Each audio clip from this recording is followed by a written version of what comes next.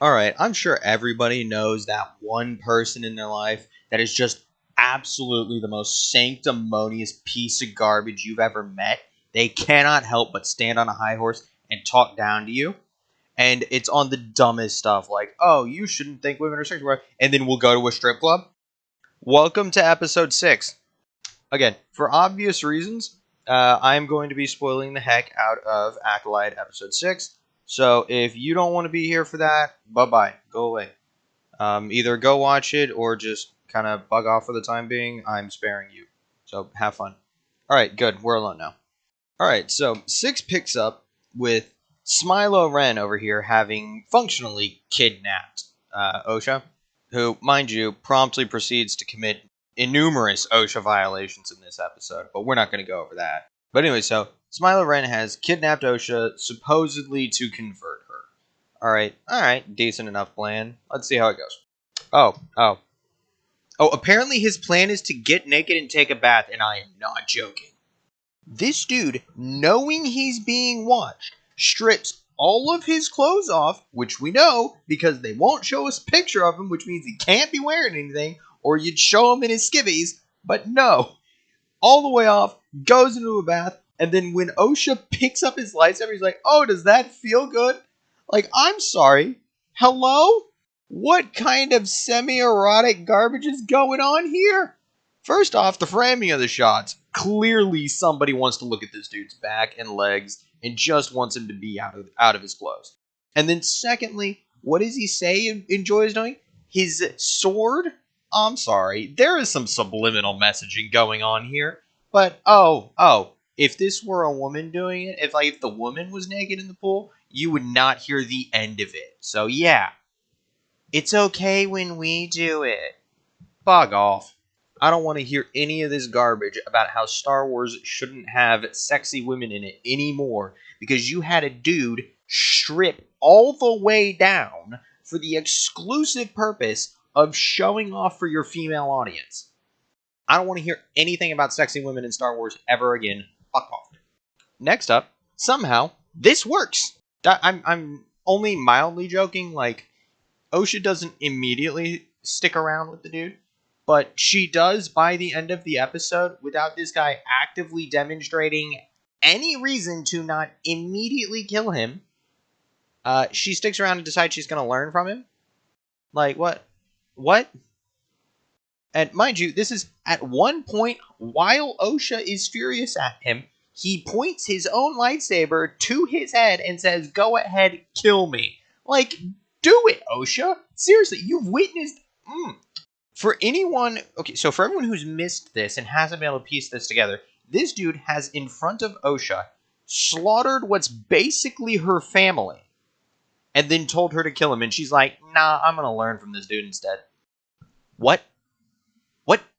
Because, remember, OSHA's backstory is her first family died. And she thinks it's an accident at this point. She's not convinced anyone else has done it. She thinks it's an accident. So if it's intentional, she doesn't know that. But then got raised by the people she chose to go with in the first place, which was the Jedi, and then watched this dude slaughter 9 of them. Including one dude who's clearly an old friend, and a Padawan she's clearly fond of.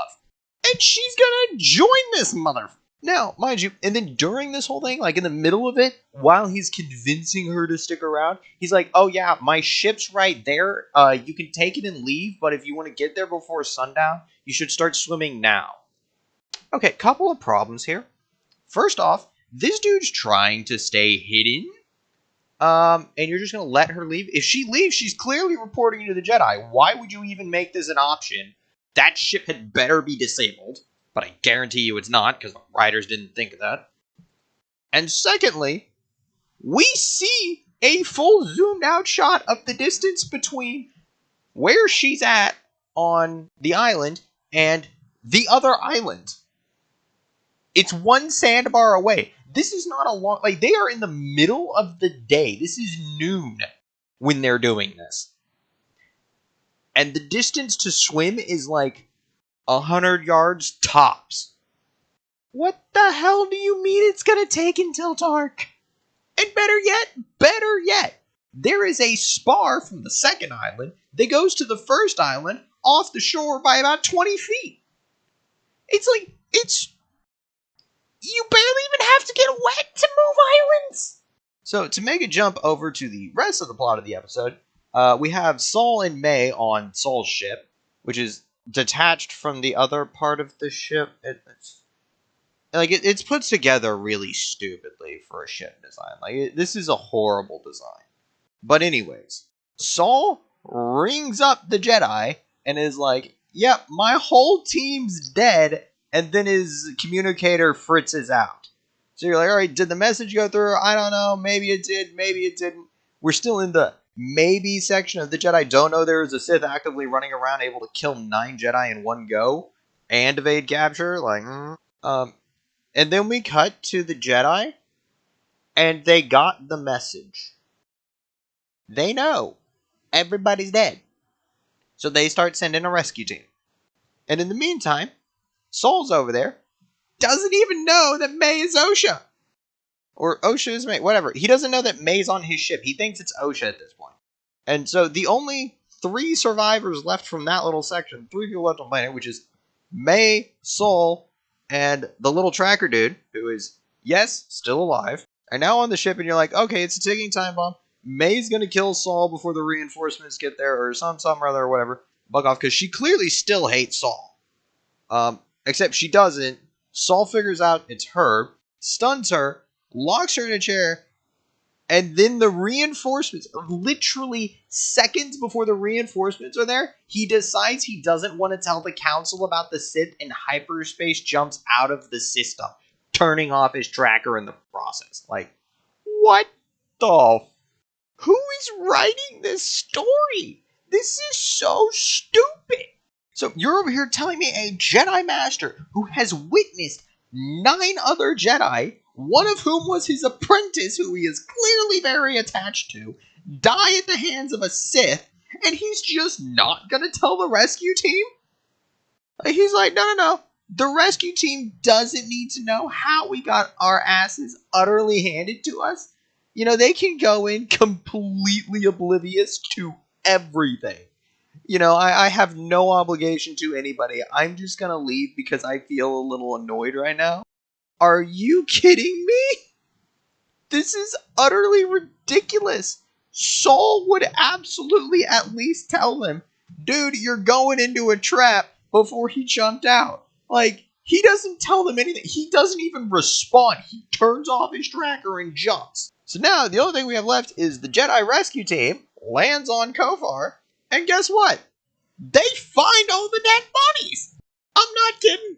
They find 100% of the dead bodies. It's not this situation where you're like, oh, an animal ate all the bodies. No, they find all 9 of the dead bodies, lightsaber marks and everything, and then Jedi Master married to the director gets asked by Jedi Knight Zero Testosterone, what do you think happened here? So she asks him, what do you think happened here? And he's like, oh, a bomb went off. I'm sorry, what? This looks like a bomb went off? Where is the explosion damage? Where is the fire? Why are the Jedi not completely shredded, dude? Okay, Beta Boy here, you are stupid as hell. Just patently, of all the people in the show, this guy is clearly on the bottom level of IQ, and we have already established the IQ level of this show does not typically reach 3 digits. And then, worse yet, in this entire thing, we still have not told the High Council anything. There are 9 Jedi dead. They knew this was a significant possibility before going out there, and somehow, random Jedi married to the director has the authority to send a second rescue party after 10 Jedi went missing without having to tell the council? I mean, I get maybe not having to get their approval, but like, you don't even send a memo? And nobody circumvents that, walking up to Yoda and be like, hey, Grandmaster, like, 10 Jedi are missing, there's another search party, should we send a bigger one? Like, apparently nobody does that. Like, what? So, anyways, like, the final scene is Osha putting on the stupid helmet, because, by the way, the helmet's made of cortosis, which confirms that it doesn't work the way it does in Legends. Okay, but she puts the helmet on, and then it ends, and then we've got Saul like, "You're gonna listen to me when I tell you what happened to your family."